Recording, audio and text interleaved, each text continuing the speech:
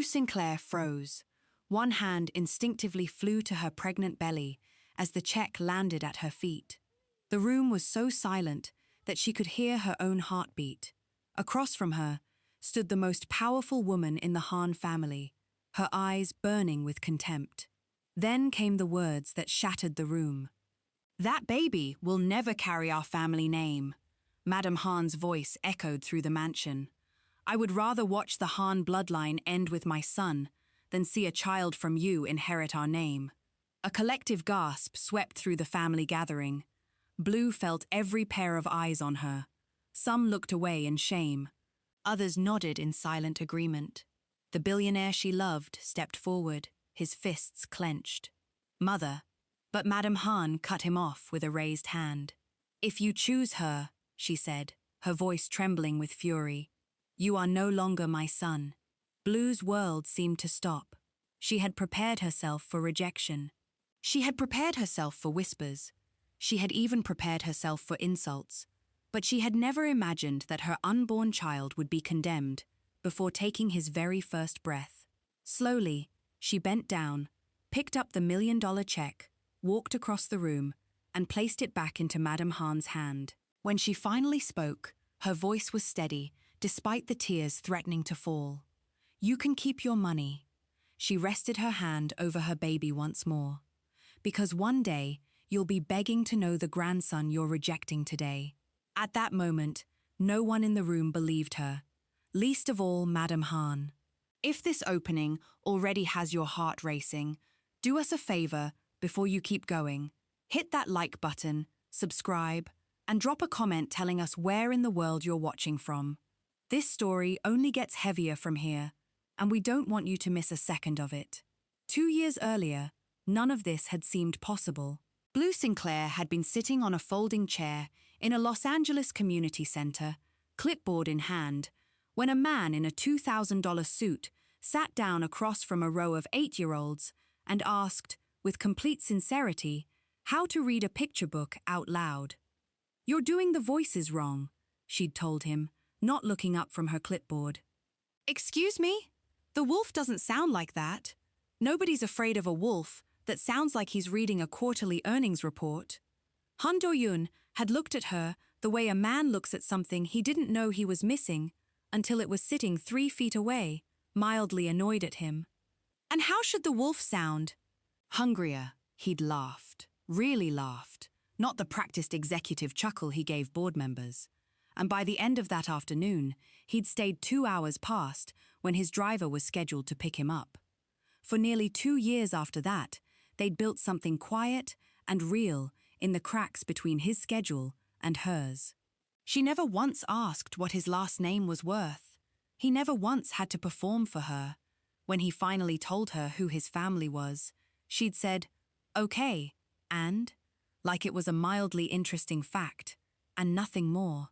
That was the moment he decided he was going to marry her. Family be damned. He knew what his mother was. He'd grown up watching Madame Han run boardrooms, the way generals run battlefields, watched her rebuild the Han Group from a mid-size manufacturer into a multinational empire after his father died, watched her decide, somewhere in that rebuilding, that tradition wasn't a value to her anymore. It was armor. She wore it because she'd buried a husband young and refused to ever again be a woman who needed anyone's permission to survive. Do-yoon understood her fear. He just hadn't expected it to be pointed at his unborn son, which brought them back to that dining hall, to the check on the floor, to the sentence that would follow Blue for years. "That child will never carry our family name." He'd taken her hand right there in front of every executive, cousin, and family friend his mother had assembled to witness what she thought would be a triumphant reassertion of control. "Do-yoon, Han." Madame Han's voice cracked like a whip. "Sit down. I love you, mother." His voice shook, but his grip on Blue's hand didn't. "But I'm not asking your permission anymore." They walked out through the same doors the caterers used, past a kitchen staff that stopped chopping vegetables to watch, out into an April evening that felt entirely too ordinary for the size of what had just happened. Only one person followed them onto the driveway. Do-yoon's grandfather, 83 years old, and the only Han who'd ever called Do-yoon by his childhood nickname, caught up to them, slower than he used to, leaning on a cane he pretended not to need. "Your mother," he said, catching his breath, "is very good at being right about business, and very bad at being right about people." He pressed something into Blue's palm, a small jade pendant, worn smooth by 3 generations of hands. "This belonged to my wife. She was not Korean either." He smiled at Blue's visible shock. "Family history is more complicated than the story your grandmother tells at dinner." He didn't come to the wedding a month later. Madam Han would have known immediately, and he wasn't ready for that war yet.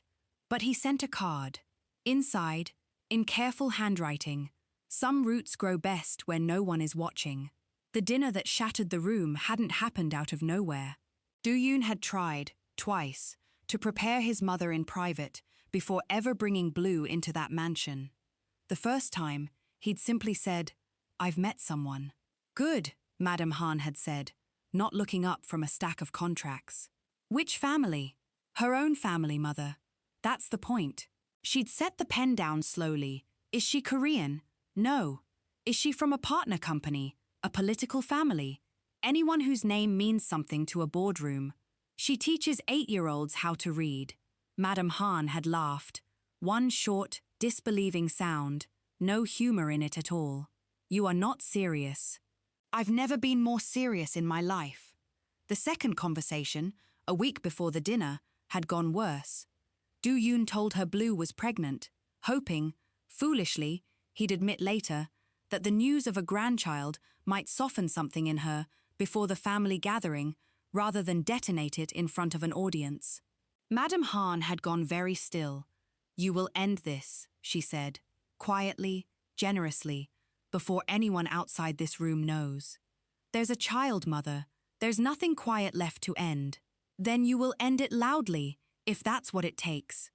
He should have known, walking into that dining hall a week later with Blue's hand in his, that his mother had already decided exactly how she intended to make her point.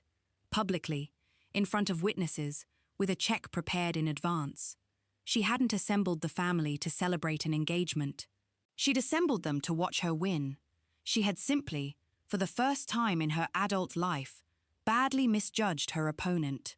Blue and Do-yoon married, in a small church, with folding chairs instead of pews, surrounded by Blue's family, a handful of friends, and absolutely no press. Madam Han did exactly what she'd promised. Within a week, Do-yoon's executive access was frozen. Within a month, the board, stacked with people Madam Han had appointed, voted to name a cousin from the Busan branch as heir apparent. Business Korea ran a headline calling Blue the American disruption that fractured a dynasty, next to a photo of her, taken without her permission, outside a grocery store. "They made me look like I was casing the place," Blue said, staring at the photo on Do-yoon's phone. "I was buying rice for your favorite dish. The one your grandfather taught me. You cook it better than the restaurant version," Do-yoon said. "I know," Blue said. "That's the part that should be the headline." It was a small joke, but it was the first time either of them had laughed in 11 days, and they held on to it like a lifeline.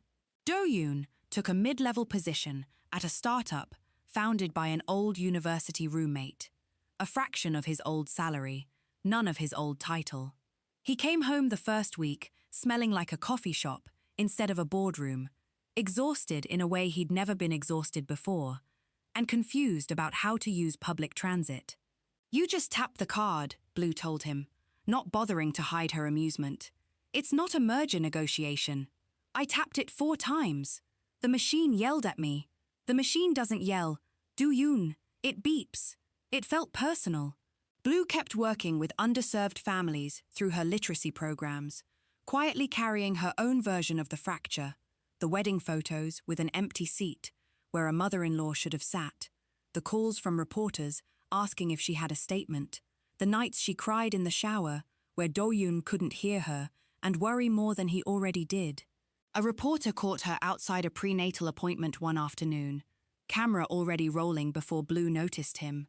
"Miss Sinclair, Is it true the Han family offered you a settlement to terminate the relationship? Blue kept walking, one hand resting protectively over her stomach. No comment. Sources say Madame Han called you a gold digger in front of 40 witnesses. Any response? Blue stopped, turned. For 1 second, Do-yoon, 3 steps behind her, phone still in his hand from a call he'd been on, thought she might actually say something she'd regret on camera. Instead, she smiled, small and tired. If I was after gold, I'd have kept the check. I gave it back. Print that. She kept walking. The reporter, for once, had nothing to say. That night, an oversized manila envelope arrived at their apartment, the 3rd birthday invitation they'd mailed to the Han estate, returned unopened, the seal exactly where Blue had licked it shut 2 weeks earlier. She stood in the kitchen, holding it for a long moment before Do-yoon gently took it from her hands. She's not even opening them, Blue said quietly. Not even to throw them away angry.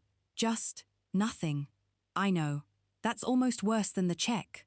Do-yoon didn't argue with her because he didn't have anything true to say that would make it hurt less. He just opened the kitchen drawer where the returned envelopes were starting to collect and added it to the small growing stack, the way he had every year without telling her why. Months later, in a hospital room with none of the luxury a Han heir's birth should have had, they welcomed a healthy baby boy. They named him Noah. He came out with Do-yoon's sharp, serious eyebrows and Blue's wide, unshakable smile, and within his first year, it became clear which parent had won that particular genetic argument. The smile ran the show. Blue never spoke badly about Madame Han, not once, not even on the hardest nights. When Noah, at 4, asked why he'd never met his grandmother, Blue knelt down to his height and said, "Sometimes, grown-ups need a little longer to learn how to love. It's not because of you. It's never been because of you." Every year, they mailed a birthday invitation. Every year, it came back unopened. Every Christmas, a small gift, a drawing, a handmade card, once a clumsy clay ornament Noah had made in preschool with Grandma, spelled in uneven letters, went out, and every year it returned in the same envelope, the seal untouched. Do-yoon started keeping them in a drawer instead of throwing them away. He never told Blue why. He didn't fully know himself, except that some part of him refused to believe the door was locked forever. 6 years passed this way, small, stubborn, unglamorous years, built scene by scene instead of headline by headline. Noah lost his first tooth in a 2-bedroom apartment instead of a mansion, and neither of his parents ever let him hear that as a loss. In the 2nd grade, his teacher assigned a family tree project, the kind with construction paper branches and a blank space for every relative's photo. Most kids came home in tears over incomplete branches. Noah came home delighted. "I left Grandma's box empty," he announced at dinner, entirely pleased with himself. "But I drew a question mark instead of leaving it blank. Ms. Rodriguez asked why, and I told her, it's not empty, it's pending." Like when Dad's work emails say pending, Blue nearly choked on her water. Pending. "Yeah, it means it's coming, not that it's not there." He shrugged, spearing a piece of broccoli like the matter was settled. Ms. Rodriguez said that was the best answer she's gotten in 11 years of teaching this project. Do-yoon looked at his son for a long moment. Something between heartbreak and pride he couldn't fully separate. "You're not upset about it." "Why would I be upset? You're not upset about pending emails. You just wait for the reply." He took another bite. "Can I have more broccoli? Or is that also pending?" It became a family joke that outlasted its own punchline. "Pending," said quietly, between Blue and Do-yoon on the hardest nights. A small private code for not gone, just not yet. Meanwhile, Madame Han's empire grew wider and colder. Boardrooms respected her. Executives feared her. Nobody, not one person in that gleaming Han Group tower, had permission to mention her son's name. But late at night, alone in a penthouse too large for one woman, she kept a locked folder on an old laptop she never let her assistants near. Videos Do-yoon had sent over the years, that she'd never once opened. Not out of restraint, she told herself, but because she genuinely didn't have time. That was the lie she repeated so often it had started to sound true. She hadn't opened them, but she hadn't deleted them either. If your chest is starting to ache a little right now, that's exactly where we want it, because it's about to get so much heavier. Like this video, subscribe so you don't miss where this goes. And tell us in the comments, do you think Madam Han deserves to be forgiven? The trip to New York wasn't supposed to be complicated. A multi-billion-dollar partnership, 3 days of meetings, 1 gala. Madam Han had done 100 trips exactly like it. She didn't know that on the same Tuesday, in the same hotel, a children's literacy nonprofit was hosting its annual fundraiser 2 floors below her final meeting, and that Blue Sinclair, now a regional director for 3 different youth programs, was there with her 7-year-old son because his after-school program had closed early for a teacher workday and she'd had nowhere else to bring him. Madam Han finished her meeting at 4:47 p.m., stepped out of the elevator into the lobby, said something sharp to an assistant about a delayed contract clause, and collapsed. Not gracefully, not the way collapses look in films. Her knees buckled first, then her whole body folded sideways into a display of orchids, knocking the vase to the marble floor in a crash that turned every head in the lobby. "Call an ambulance!" someone screamed. "Does anyone know CPR? Somebody move!" Executives who had spent their careers commanding rooms now stood frozen, phones out, filming instead of helping. The particular paralysis of people who have never once in their lives needed to act instead of delegate. Blue was 40 feet away, holding Noah's hand near the registration table when she heard the crash. She didn't think. She never did.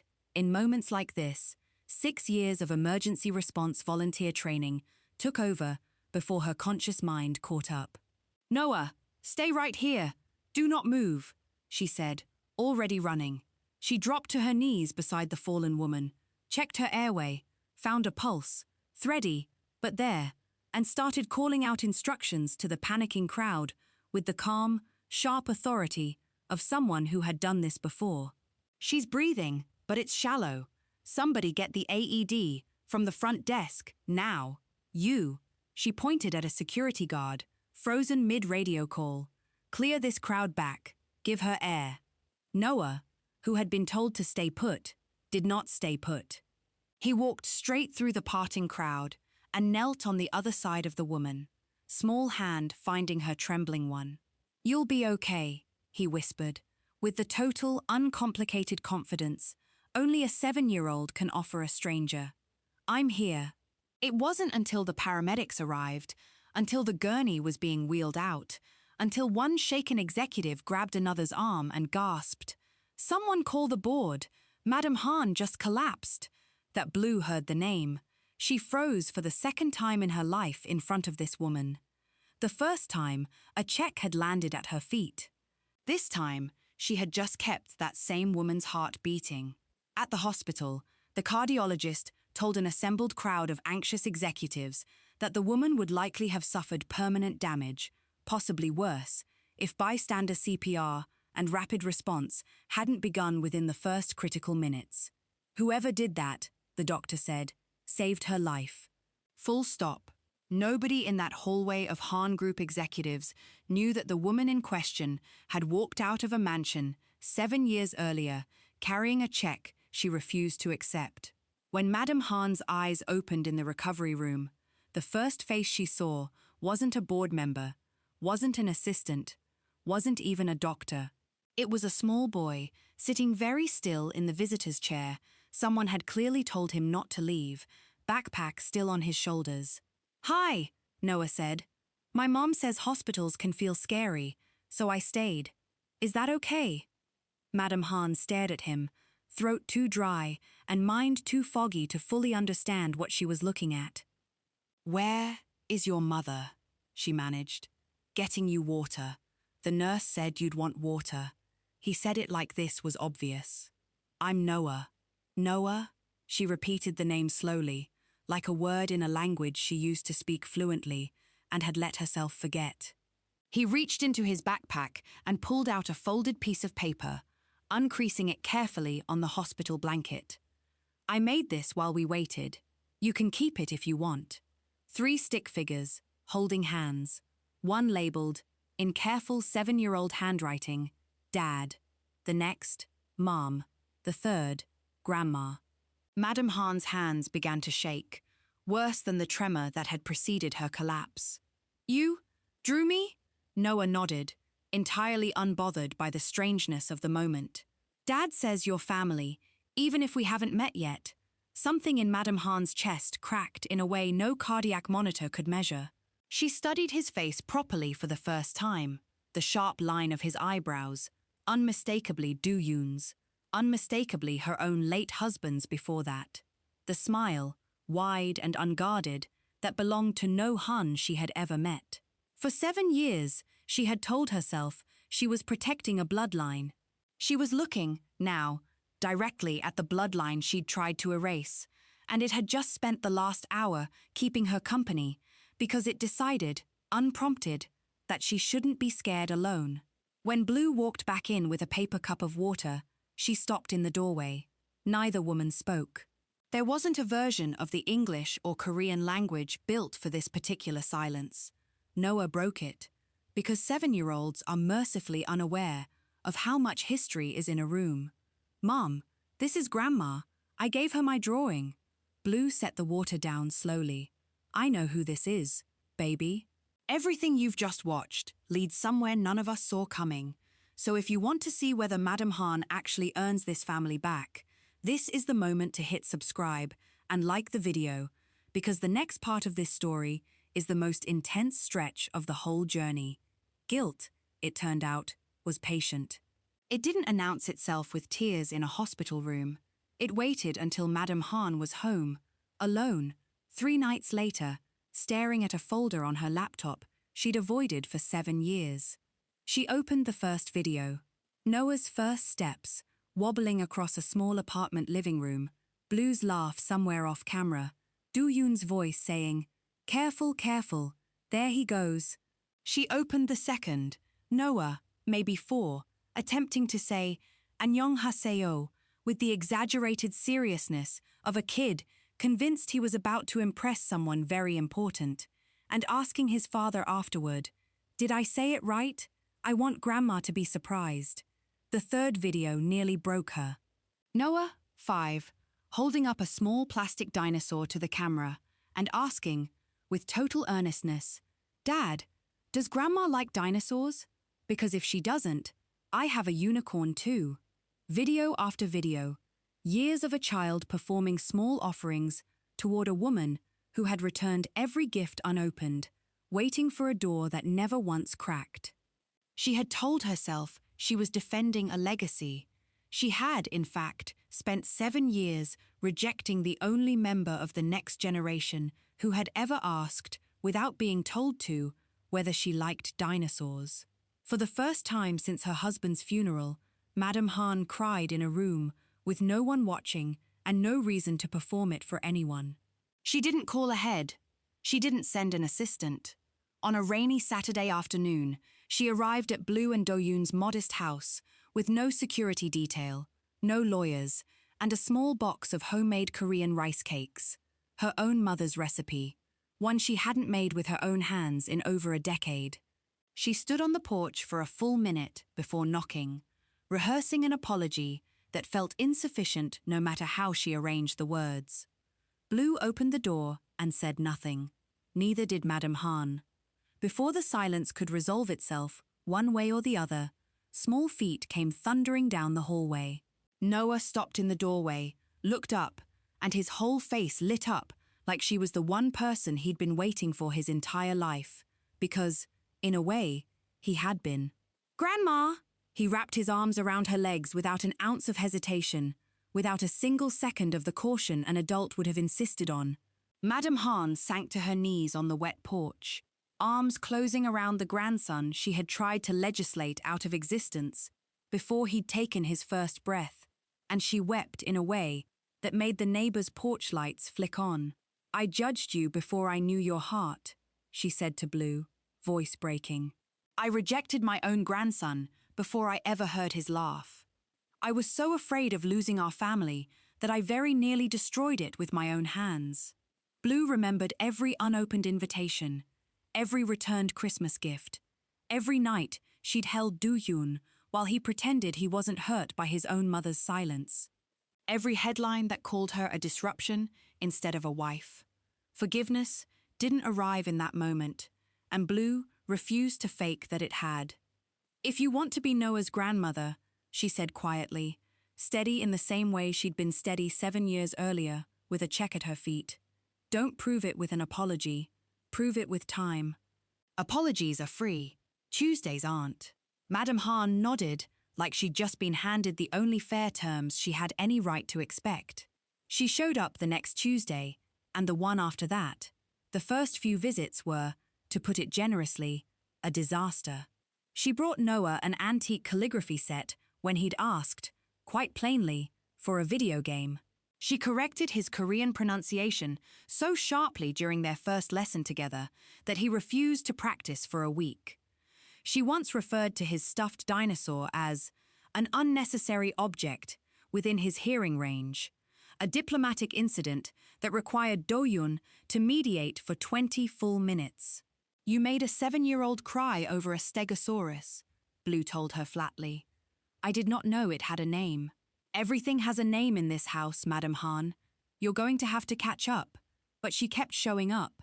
She learned which books Noah actually liked, instead of which ones she thought he should like. She sat through 3 consecutive Saturday morning cartoons she privately found baffling, because Noah insisted comics were basically Korean folktales, but with better outfits, an argument she found herself unable to refute. In exchange, Noah insisted on teaching her to make Texas-style pancakes, and the first batch came out so badly burnt that even the family dog refused them, which became a running joke Noah repeated at every subsequent breakfast for a year.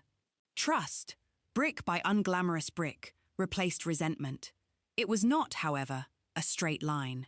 4 months in, the Han Group board, a handful of executives, still loyal to the old order Madame Han herself had built, caught wind of the visits and requested an emergency meeting. They reminded her, in careful corporate language, that shareholder confidence had been built on clarity of succession, that a public reconciliation with a family the press had once painted as a scandal could reopen old narratives and unsettle the Busan branch's expectations. "Chairwoman," said the eldest of them, a man who had sat on her right at every board meeting for 11 years, "we are not questioning your personal choices. We are asking you to consider what those choices signal to a market that has spent 7 years believing this matter was settled." "Settled," Madame Han repeated, resolved, closed. "Investors like closed stories, Chairwoman. They do not like sequels." Another board member, younger, more direct, leaned forward. "There is also the matter of the Busan branch. They have been told, for 7 years, that the succession runs through them. If that changes now, on the back of a hospital photograph and a viral news cycle, it will look reactive, emotional, not the kind of decision this company is built on." Madame Han said nothing for a long moment. Then, quietly, duly noted, for 1 long, terrible week, she went quiet in a different way than her board had intended. She cancelled a Tuesday visit for the first time, a curt message to Do-yoon, citing a scheduling conflict that fooled no one, least of all Do-yoon, who had grown up watching his mother use exactly that phrase whenever the truth was too complicated to type into a text message. Then a second Tuesday came, and went the same way. Blue didn't call to check in. She'd learned, the hard way, that this woman needed to fight her own war before showing up at their door again. It was Do-yoon's grandfather, 89 now, sharper than most people half his age, who finally sat across from her at her own dining table, the very same table where she'd once thrown a check at a pregnant woman's feet. "You've stopped going," he said. "It wasn't a question. The board has concerns. The board has always had concerns. That is what boards are for. You built this company by ignoring concerns that weren't rooted in anything real. Since when do you let other men decide who your grandson is allowed to be? It isn't that simple. It is exactly that simple. You are choosing between a company that will exist long after you're gone, regardless of who sits in your chair, and a boy who is currently the only person in this family who has ever loved you without being told to. He set down his tea. You built an empire to protect a name, but a name is only as strong as the people willing to carry it forward. You have one who's already carrying it, gladly, loudly, without being asked. The board is asking you to protect a legacy that only exists because of the boy you're afraid to claim. She sat with that for 3 days, and on the third night, alone with the folder of videos, she now watched more than she'd ever admit to anyone. She found the one she'd somehow skipped the first time. Noah, maybe 6, holding up a drawing to the camera with the exact same seriousness he'd later bring to a hospital room. "This is for Grandma," he was saying. "Even if she never sees it, Dad says, some people just need more time. I have lots of time. I'm only 6. On the 4th day, she walked into a board meeting and did something none of them expected. "I appreciate the board's concern for market perception," she said. Standing before them had all taken their seats. "But I did not build this company to be governed by a narrative. I built it to survive. It has survived 7 years despite my worst decision, because of a child I refuse to acknowledge. If the market cannot understand a woman correcting the single greatest mistake of her life, then the market has misunderstood who I am from the beginning." Nobody argued, nobody dared. She called Do-yoon that same evening. The New York collapse had already put Blue's name back in the press, this time as the woman who saved Han Group's chairwoman. Rather than let the board control that narrative, Madam Han called for the annual shareholders meeting to be moved up by 2 months and told no one, not even her own legal team, exactly what she planned to say on that stage. The night before, she came to the house for a Tuesday that wasn't actually a Tuesday. "I need Noah to be there tomorrow," she said, "both of you." "Why?" Blue asked, not unkindly, but not gently either. "Because I spent 7 years deciding his place in this family, without ever asking him. I am done making decisions about this family that don't include the family."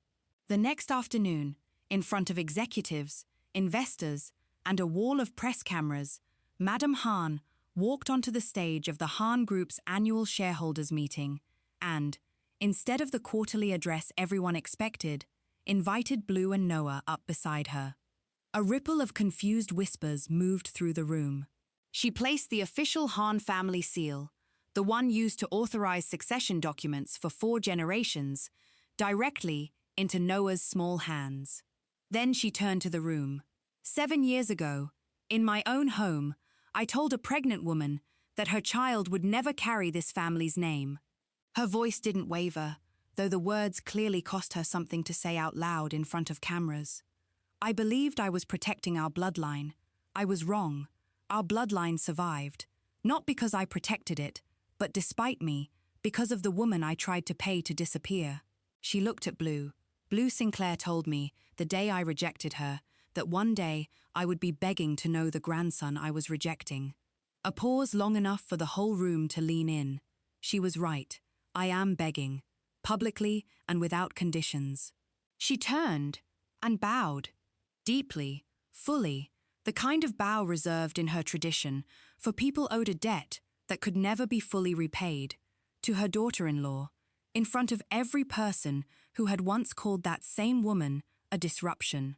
The room rose to its feet in a standing ovation that took nearly a full minute to quiet down, but the loudest sound in it came from the back row, where a man who had once walked out of that same family's mansion, with nothing but his wife's hand and his own convictions, stood watching 2 women, who had once stood on opposite sides of the worst day of his life, finally become the family he had spent 7 quiet, stubborn years praying for.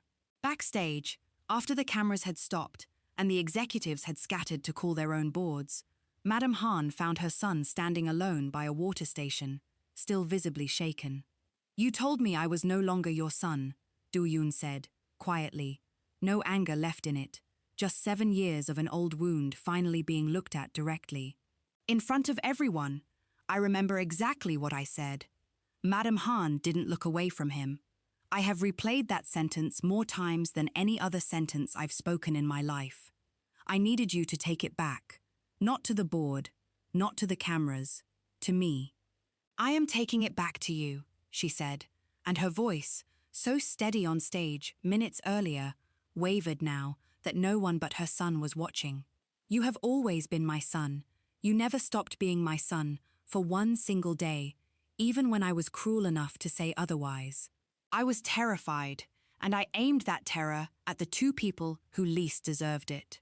Do-yoon exhaled, something in his shoulders finally loosening after 7 years of carrying it. Noah's going to want you at his birthday, the real one, not a card that gets returned. I'll be there, she said, every year I have left. He almost believed, in that moment, that 7 years of silence could be undone by one hallway conversation. It couldn't. Not fully. Some things take longer to rebuild than a single speech, however sincere.